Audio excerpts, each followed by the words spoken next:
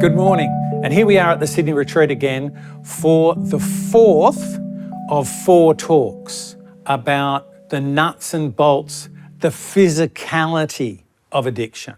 And this is really important for people who think, but wait on, I just need to get my head right. No, there's a bodily part to it too. And it's really important that anyone understand that. And mostly people will understand that they can't change their body. Try as I might, I can't make myself any taller. Try as I might, I can't make myself get a tan. And so this is about the physical component. And in the first 3 sessions, about the reward pathway, genetics, and evolution of the brain, I try to make it clear the outlook is poor. The outlook is so poor that in my early time in my training as a psychiatrist, I was given a little elbow and saying, don't try so hard. You know, they're pretty much hopeless. Don't worry about that one, and that one. No. Go with the younger ones, go with the ones that have got the more attentive brains, the ones that aren't so locked in so badly. No. They're hopeless. Right in the start of the AA Big Book, there's a letter from a doctor who treated a bunch of the early AA members, Dr. William Duncan Silkworth. They called him Silky, the doctor who loved drunks. In his writing at the start of the AA Big Book, in the doctor's opinion, he's the doctor who gave that opinion, he said that he was treating an alcoholic whom he had come to regard as being of the hopeless variety. That was Bill W., who went on to be the co-founder of AA. Dr. Silkworth was of a similar mindset, that as I was taught when I was training, that there's a bunch of people that it's just not worth trying for. They're done, it's over, forget it. Don't waste your efforts, look elsewhere. But Dr. Silkworth was to be shocked as he saw Bill W. get better. That's why he supported AA and why he wrote that note at the front of the AA Big Book. When I was first exposed to the treatment of alcoholism and to AA, was back in the 70s. There was a man in that detox who looked very much like my father. And across his short stay in the detox, it was clear that he gained hope. I'm telling you the truth here. He'd gone from being a hopeless individual to a hopeful individual, and he was looking at putting together a life in AA. He looked and felt like a different man. Many times across my career, I'd made observations like that, and I'd seen people get well. And so the question in my mind is, what's happening to those people? If you ask any good AA member, they will say to you, oh, it's spiritual. He had a spiritual experience and everything's changed now. As a biologist, a scientist, a doctor, thinking, but what's happening in his brain? And there appeared to be no answer. And so we were kept on being pushed back to, well, it's just a phenomenon. Before I understood the stuff that I'm eventually going to talk about today, I'll probably use the metaphor that I used with one of my patients who got well. And I said, sometimes it's like you stretch your sense of self and complications. It's like a rubber band that you're stretching to its limit, and then it just flips. And in going back, somehow it flips inside out. And what seemed absolutely right does not seem so anymore. But I'm still querying what is the mechanism. Let's linger a while on whether it does happen, whether there is such a thing as recovery. Here at the Sydney Retreat, it is easy for us to find more than 100 recovered volunteers who come through and offer their experience, strength and hope to the people in these rooms. It's easy to find. There are a lot of people in recovery here in Sydney. There are millions in recovery around the world. This is a fact. In the DSM-5, the registrar's cookbook, how you tick boxes and make a diagnosis, in that it notes that there is remission from substance dependence. They call it substance dependence, they mean addiction. And they say that there's remission. But remission is in 4 stages, and we do very well to remember that. And the first stage is the first 90 days. And they call that initial remission, even up to 90 days. And then the next phase is 3 to 12 months, and they call that early remission. 1 to 5 years they call sustained remission, and over 5 years they call stable remission. So if you've got this illness, back to the first 3 episodes, and my God, this is serious. If you've got this illness, it's a bit like cancer. They're saying in the DSM, don't relax much at all till you've got 5 years up. So it's well documented that there is such a thing as recovery. People do get well. There's lots of it out there, but what is happening in the brain? That's the question. What is happening in the brain?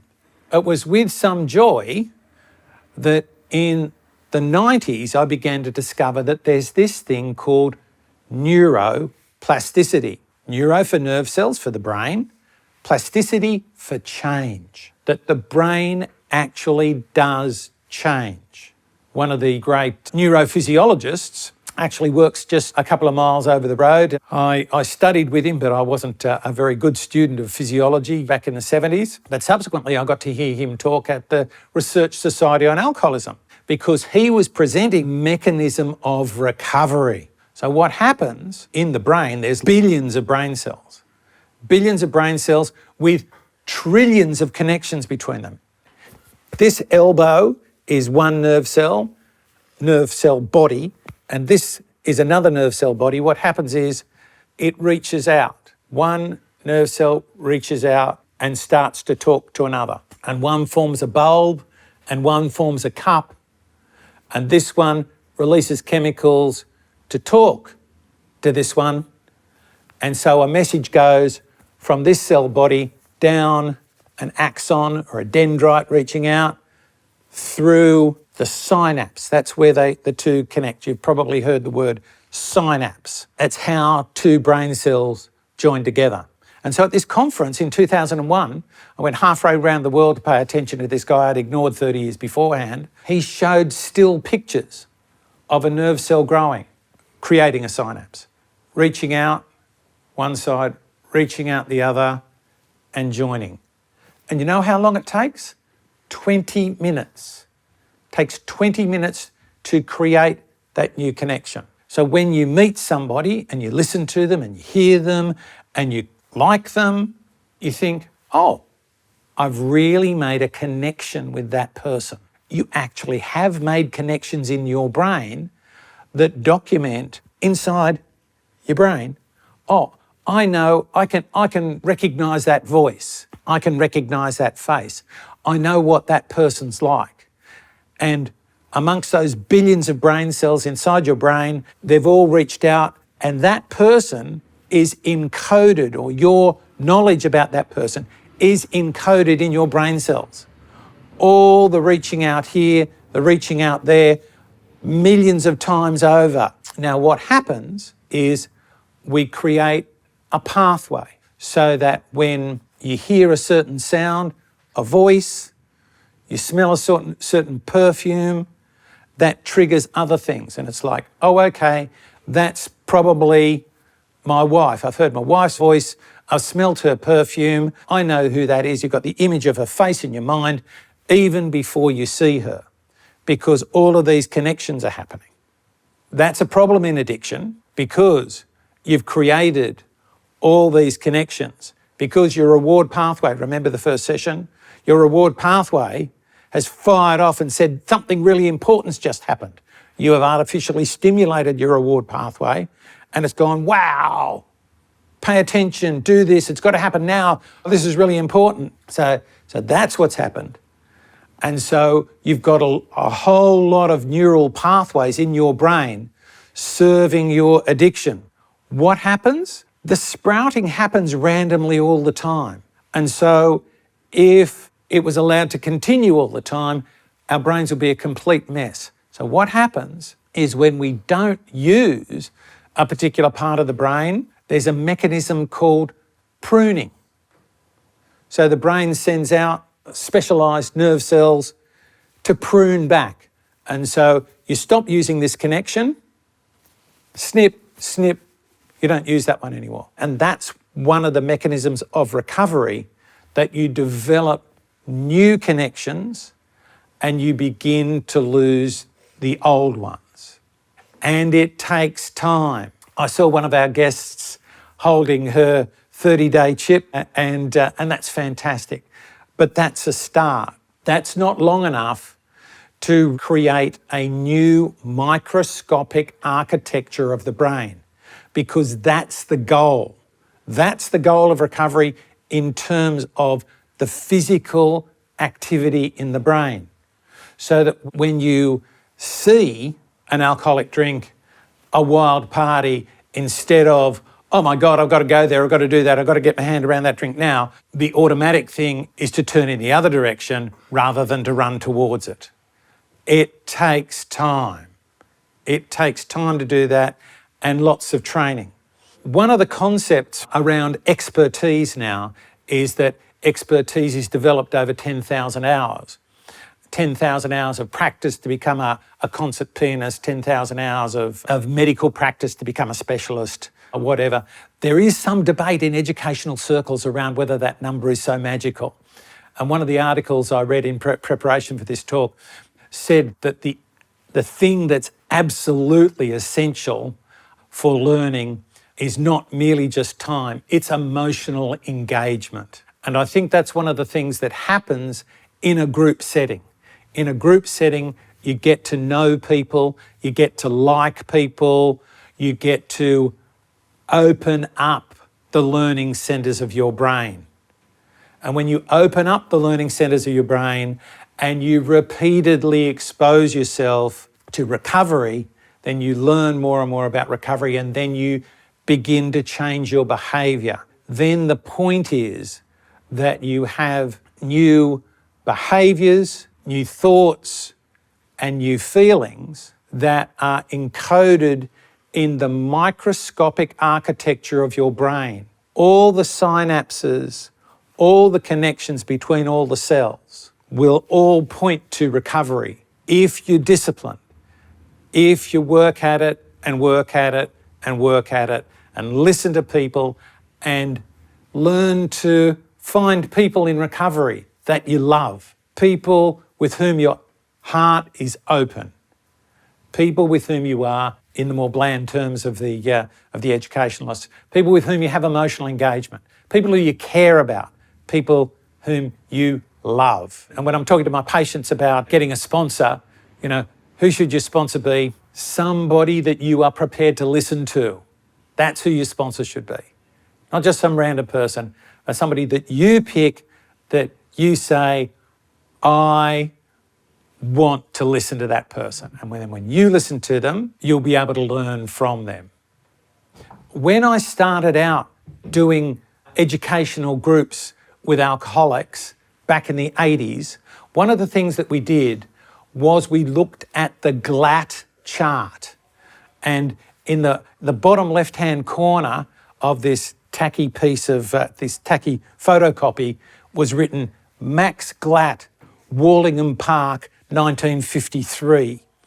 72 years ago, this German psychiatrist who'd survived the Holocaust, he was in Dachau, and he was in London, and he developed a chart of the downhill path of alcoholism into cycle repeats in vicious circles down the bottom through to sees other addicts well and happy, learns addiction is a disease, and then goes up and up and up. And in that chart, it doesn't look like that, actually looks like that. So that the recovery side goes higher than the lead-in side. So you lead in and you go downhill, but then you go even higher. It's like, what? Is there something on offer here that people can be weller than well? I've had lots of my patients who've got well go to AA and tell me that sort of thing. It's like, oh, no, I'm better than I ever was sort of thing. It's like, yeah, sure, mate. But there's actually some evidence to support that. That's the best part. A guy by the name of David Best, a social psychologist from Glasgow, actually did a study where they reviewed the quality of life of people in recovery. And the people with sustained, that is 1 to 5 years of recovery, were pretty good. But in some ways, they were still a bit behind.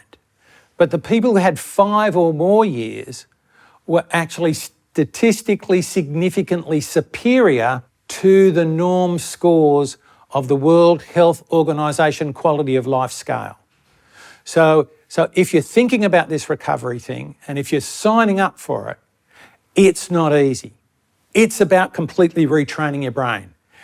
It's hard work a day at a time for a long period of time, but it's worth it. It's worth it. You don't end up with a grotty old life that's just had a few of the rough edges knocked off. What is available is a brand new life, better than any previous level you've had before. And that's very much been part of my observation in my career. People who don't just get the old life back, they get a brand squeaky clean new life that's fantastic, and that they create themselves in the way that they want to, because recovery is mindful. They're leading their own lives and choosing what they do and loving life. And that's why it's easy for us here at the Sydney Retreat to get all these volunteers, because they're grateful for this amazing life they've got and they want to pass it on. So thank you very much for listening to me.